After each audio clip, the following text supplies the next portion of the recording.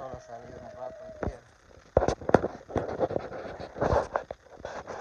Hay bonitas ponedoras con sus respectivos gallos